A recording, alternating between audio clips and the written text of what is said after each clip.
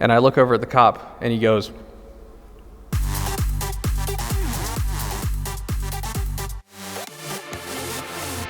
I purchased a 1972 Cadillac, a Miller Meteor coachmaker, from a junkyard and proceeded to fix enough of it to get it on the road.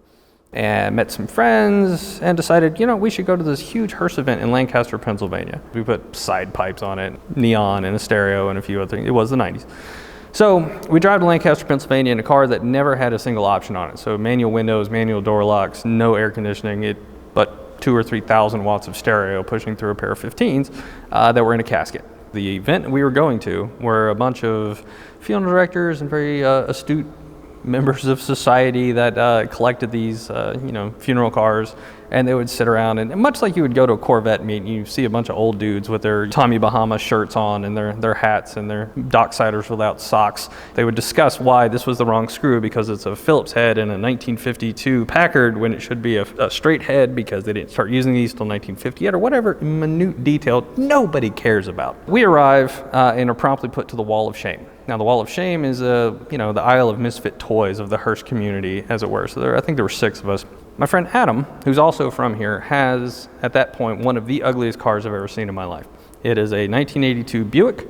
It's wood panel, and it's what they consider a first call car. So most Hearses that you see, the big, ornate, giant windshield Hearses, are funeral cars. They're ceremonial Hearses. Now, they have the first call car, which is what they will send from the funeral home to the house, or they'll send it to the hospital to pick up the body, freshly expired. Festooned with wood paneling, had the ride quality of a Red Ryder wagon, perhaps. I mean, you sat like this in it because the wall was right here, and it's fabulous. But he did have 2 things that I did not have. One, air conditioning, which in August is fabulous. And 2, 4 forward gears.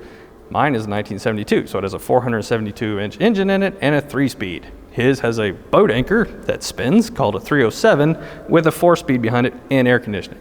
So after a weekend of talking trash, we all decided to leave at the same time. So it's Adam in front of me, then our friend Matt behind us in a gorgeous blue 1970 Miller Meteor combo. And we are hauling ass. And you should not haul ass in particular parts of the country, and specifically, and I believe all car people understand this, Virginia. Virginia is the only state in the union that enforces the death penalty for having a radar detector in your car. Little known fact. That's not true. And at one point, we're doing 115 through Virginia. Bad idea. Worst possible idea you can imagine. And also driving a 1972 Cadillac on questionable tires, the cheapest I could find because I was broke at the time, at 115-ish miles an hour because it's got like a 308 gear in it with 3 speeds. So I'm pulling 4,500 RPM on a motor the size of the Titanic. And driving a Cadillac like that through the mountains is exactly like crab fishing in the North Atlantic as far as how boats just all over the road. And, we come over a hill, and if you could pick your stomach up from the floor, that would be the moment that it happened, because at the bottom of the hill, Virginia State Trooper. And I think, great, we're going to die. This is one of those occasions they're going to pull us out of the cars, they're going to beat the crap out of us, they're going to shoot us, and they'll melt my car. In a moment of brilliance, Matt behind us flicks on the beacon on top of his car. So it's got a big bubblegum red beacon on top of it, starts spinning. The cop does this. We got into Mountain Airy, North Carolina, and the rear brakes went out of my car. Like, they locked up a wheel going through a mountain. We pulled over. I flattened a jack. They're kind of flimsy, and a truck goes by and just blows the car, and it falls off the jack. The brake cylinder had just popped loose and broken. So I ended up having to cut the line, wrap it, and then take some coat hanger and pull the brake pads together so I wouldn't drag that one wheel. And I think I blew up the transmission in my street car, so I was having to drive it at this point. And we're driving down Club Drive through Lawrenceville, and I'm having to give it gas at the same time that I'm holding on the brake, or else the car will die. And, you have to throw it in gear. There's a 50-50 chance that it will start. And if it's hot, it won't start at all because of GM's hot start problem, not enough initial timing, that kind of thing. So I'm sitting there, and it's just, like trying to sit in traffic, and it's, the whole car's lurching like I'm about to start drag racing. And without warning, I get pulled over. I'm doing 80 miles an hour, and I get pulled over. The lady comes up to the car and is like, do you know why I pulled you over? I was like, I honestly have no idea. So you were trying to lay drag. And I think she also used the term demonstration of rapid acceleration. It's like, madam, I'm doing 1 mile an hour. It means nothing. She gets me out of the car, and now, because I'm being a smartass, she feels that that is reasonable suspicion to search my car. I'm having to take everything out of my car. There's a casket in the back, and the casket has a pair of 15s in it that have magnets on them the size of a bowling ball. You know, they're huge carbon fiber NT series Orion speakers that are in the process of destroying the casket. So they were never meant for this kind of abuse, especially low frequency emission. So I take it out of the car. She does not help me. And if you've ever had to carry a casket, I'm sorry that you did.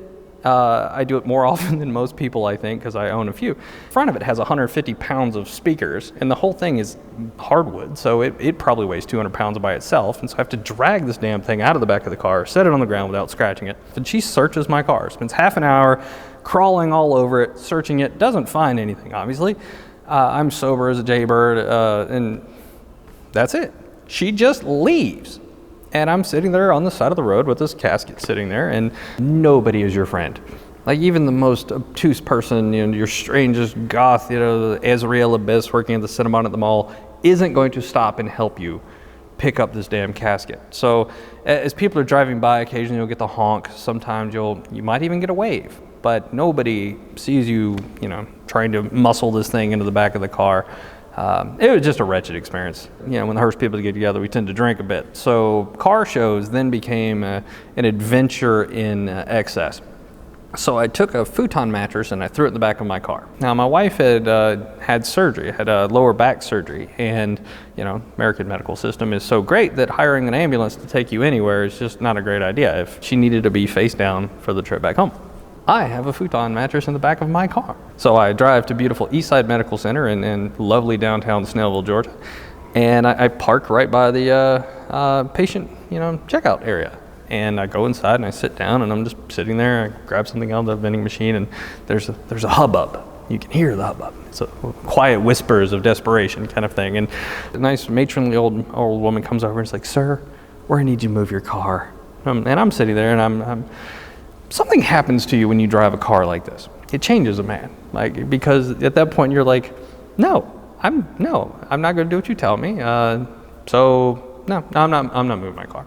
He goes, "Sir, and she's shifty. She was really expecting me just to go along with this. "Sir, we're really going to need you to move your car. It's making the other patients uncomfortable." So she asks a third time, "Sir, really need you to move your car." I was like, "Well, I'm here to pick up my wife." And you hear the entire admissions desk gasp at once, and she's like, "Oh, I'm so sorry." And it doesn't occur to me until she says that. I was like, "Oh, no, it's not like that at all. She just had surgery." And everybody laughed, and it was you know, then they wheeled my wife out, and, you know, she hobbles into the back of the car, and we take off, laughing hysterically the entire way, because at that point, nobody will make eye contact with me from that point forward. Little Five Points, Georgia, a beautiful little estuary of dynamic culture in our fair city. Used to have this Halloween parade, and they would invite us out there. And they quit inviting us one year because we were throwing candy and somebody got hit in the face with a giant bag of Tootsie Rolls. But that's not important. And I would always be at the very back of our parade group, and there'd be 9 or 10 hearses, and we're just waving and having a good time. And then behind us were the environmentally friendly vehicles, the EV cars, blah, blah, blah. And I would do these burnouts, just these massive tire shredding, John Force, you know, screw the environment, and chunks of tire flying off the cars. And at one point, you know, you see literally a piece of my tire clear 2 cars behind me and hit somebody. I get a call out of nowhere one day from a lovely woman named Rita, who owned Rita's Bluebird Cafe, Atlanta tradition, long live Rita, and says, "Are you the guy who does the burnouts in the Hearse?" I was like, "Yes, madam, I am, the one and only." She goes, "Well, I have an odd problem. A friend of mine died recently, and he was huge into cars, and it would be a tremendous honor if you would take him to the gravesite and do a burnout." I was like, "You know, you had me at hello." So we exchanged the information that's necessary. The funeral home that had donated services, as it turns out, this gentleman had overdosed, and he was a bit of a junkie, so he didn't have any insurance, and the community had collected enough money to pay for the services of the funeral home and very little else. So I go out to the funeral home, where they've also donated a casket. So I go and I pick him up. You have to have a funeral director in the car. So this gentleman, who is arguably just one notch below Angus Scrim, aka the tall man from Phantasm, gets in the car, and he's, you know, a nice 200-300-year-old man. And he's like, oh, I love this old Cadillac. This is fantastic. I was, well, thank you. It doesn't have air conditioning. It's a little loud.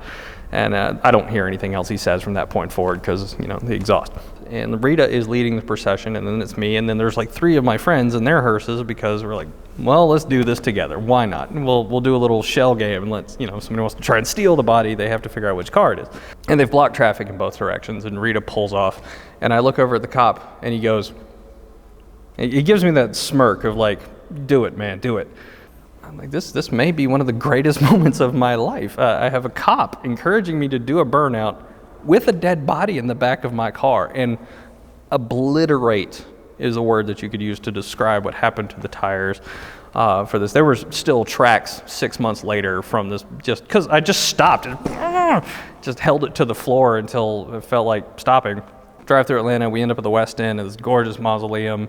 I do another burnout because I figured it would be disrespectful to do one in the cemetery, but immediately in front of the cemetery, I got sideways. It was just a brilliant, brilliant opportunity to destroy some tires and to send somebody off with respect.